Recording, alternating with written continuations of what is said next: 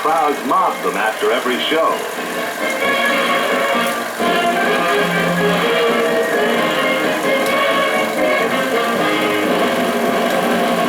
The question of how to spend your spare time outdoors, if you didn't mind getting slapped in the face by the ocean.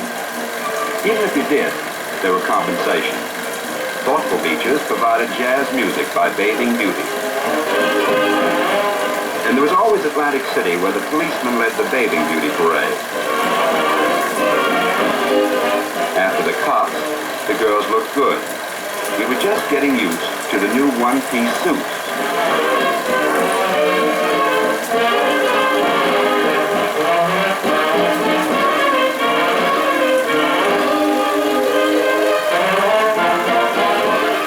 This was the heyday of the dance hall, and when some smart operator linked jazz and marathon dancing, he had something good for the box office, although it was a bit rough on the contestants.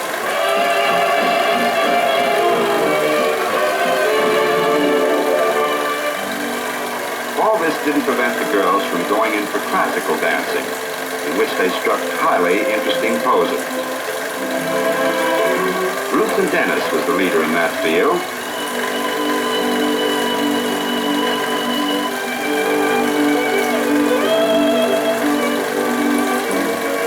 In ballet, Fokine was considered the master.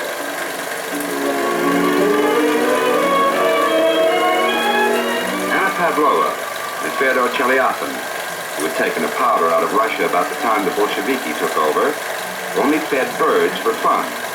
For a living, Anna danced and Fyodor sang. The long-haired musicians, even when they had crew haircuts like Rachmaninoff's, were sure to be popular. Paderewski not only looked like the pianist ought to look, but he was one of the few to be successful in politics, too. All the best in music came to America. Scotty Kazaza, and Enrico Caruso, the tenor. Things weren't so harmonious on the political scene.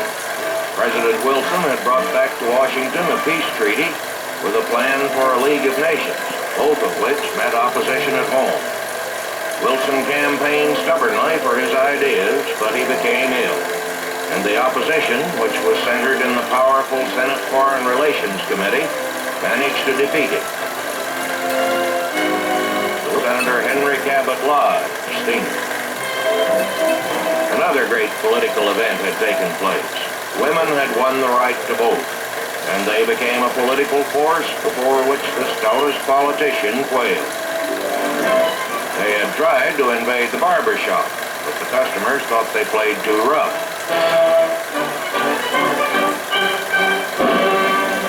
In the presidential campaign of 1920, women had their first chance to vote for a president of the United States.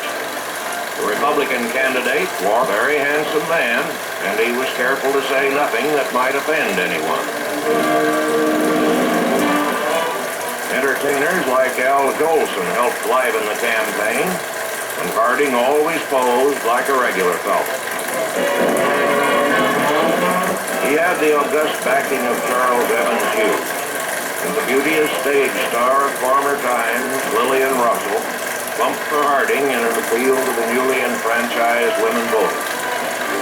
His vice presidential running mate was Calvin Coolidge, made famous by the Boston police strike, and it looked to them as though the election was in the bag.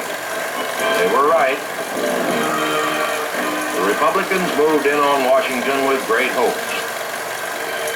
Harding stood for a return to normalcy, a great contrast to Wilson's idealism, as they drove off to the ceremony on Capitol Hill.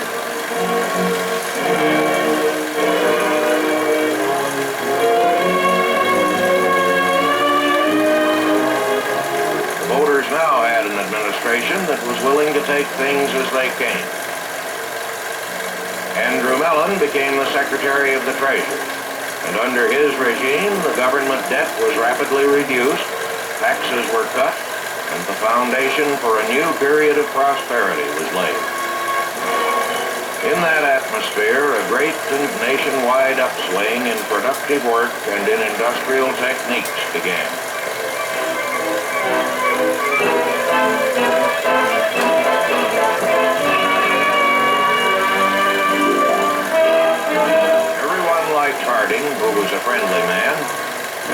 papers called to ask for the release of Eugene Debs, an imprisoned socialist leader, Harding agreed to the pardon, and Debs, who had been jailed for obstructing the conduct of the war, was freed.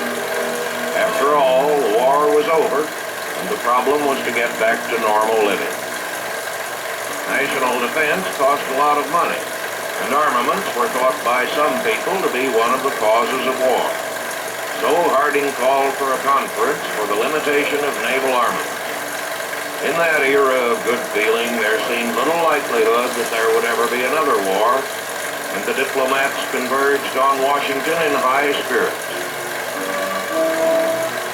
Secretary of State Hughes presided over the conference, at which the wartime allies agreed to reduce the number and limit the size of their warships. And at the time, when no threat of war existed, the agreements made appeared to be sensible and logical, even if they put the Japanese in effective control of the Western Pacific. It seemed like a good idea at the time. But battleship decks could still be cleared for action, preferably for one of the new dances like the Black Bottom.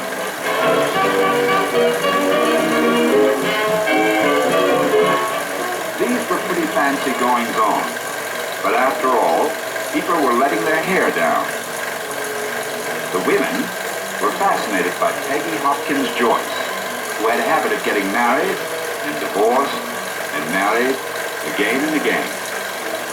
When the immigration authorities kept a visiting English actress, the Countess of Cathcart, on Ellis Island for alleged moral turpitude, it sounded as though the Countess was up to something special, although the charges were later dismissed. The jazz age began to get interesting.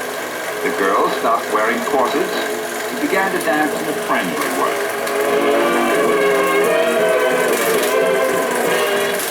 The younger generation discovered that sex and autos went well together, and the pulp magazines confirmed the discovery.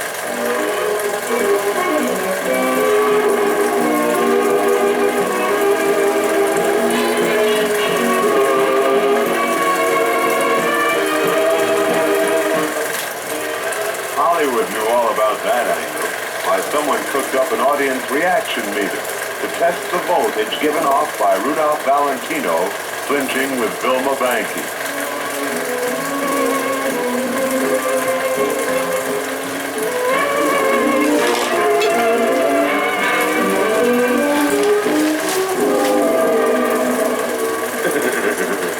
The love meter almost blew a fuse.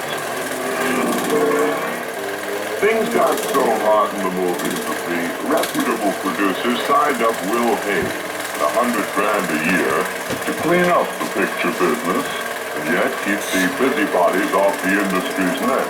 Could ever forget. And when she turned up, An incoming liner with a new husband